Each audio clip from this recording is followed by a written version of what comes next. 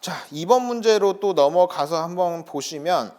자, 이번 문제에서는 또 문제 한번 볼게요. 아래의 거래 상황에서 2차 거래에서 거래되는 수입 물품의 과세액을 결정하시오. 그러니까 1차 거래가 있고 2차 거래가 이제 문제에서 제시가 되어져 있는데 1차 거래에 대한 내용은 별로 궁금하지가 않고 2차 거래에서 수입되는 물품에 대한 과세액을 결정하려고 하는데 2차 거래에서 수입되는 이 대체품의 과세액을 결정 시 고려해야 될 사항에 대해서 설명하시오라고 되어져 있네요.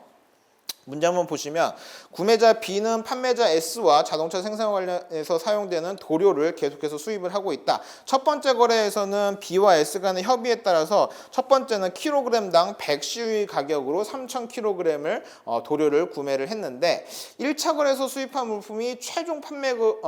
분량으로 판명이 돼서 국내에서 이제 모두 폐기를 하는 상황이 되었다라고 했네요. 그래서 처음에는 내가 3,000kg을 킬로그램당 100시유에 구매를 하기로 했는데 어쨌든 그 거래는 그때 수입된 물품은 최종적으로는 이제 불량 처리가 됐다라고 이제 보시면 될 것 같고, 자 그럼 이제 문제에서 묻고 있는 두 번째 거래를 한번 보시면 구매자 B는 S와의 협의에 따라서 킬로그램당 105시유의 가격으로 2,000kg의 도료를 수입하고 하였다. 그래서 1차 거래랑 2차 거래랑 가격이 바뀌었네요, 그죠? 100kg, 105kg으로 바뀌었네요, 그죠? 근데 이 바뀐 이유가 뭐 물론 이 수량이 더 증가했기 때문에 바뀌었을 수도 있지만 뭐 꼭 그렇지 않더라고 해도 그렇게 이상한 내용은 아닙니다. 1차 거래에서 100시유에 샀다고 해서 2차 거래, 3차 거래에도 무조건 100시유에 사야 된다 이런 논리는 없기 때문에 뭐 그 나름대로 그냥 2차 거래에서는 105시유에다 거래가 됐는가 보다라고 이해하시면 될 것 같고,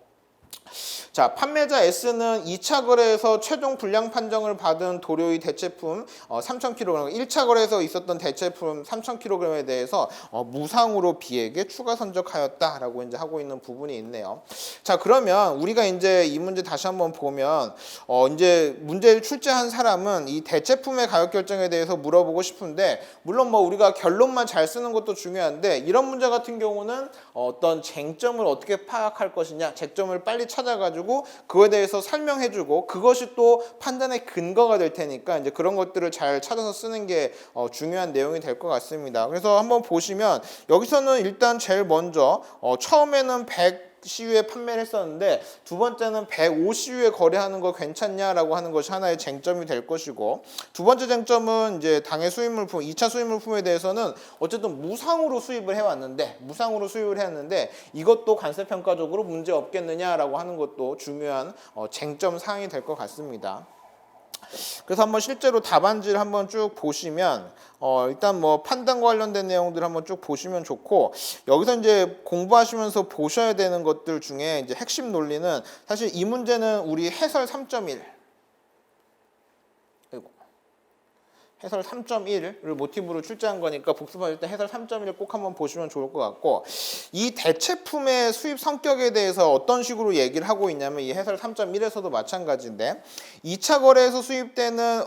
수입 대체품이 무상으로 송부된 물품은 이 거래는 이 2차 거래에서 선적이 되긴 했지만 실제로는 이 표현 1차 거래를 이행하기 위한 수입 물품으로 간주되어야 한다라고 하는 표현이 굉장히 중요한 표현입니다. 그래서 2차 거래에서 1차 거래에서 뭔가 불량이 발생을 했고 그 불량을 대체하기 위해서 2차 거래에서 1차 거래 것을 수입했는데 무상으로 송부가 됐었지만 그 물품은 2차 거래랑 관련된 게 아니라 1차 거래랑 관련된 것이다. 그래서 무상으로 거래를 했지만 그 가격을 찾을 수 있을까를 찾아봤더니 이 거래 자체가 2차 거래랑 관련된 게 아니라 1차 거래랑 관련된 거기 때문에 그 가격에 대해서도 적용이 가능하다라는 그 두 번째 논리로 같이 이어지겠죠. 그래서 무상으로 표시된 물품이지만 당초 1차 거래에서의 협의된 가격에 따라서 수입되는 물품이기 때문에 실질적으로는 무상 거래가 아니기 때문에 단순하게 인보이스상 무상 거래다라고 표시됐다고 해서 무조건 수출 판매가 아닌 것으로 판단할 것이 아니라 실질적으로 봤을 때는 지금은 내가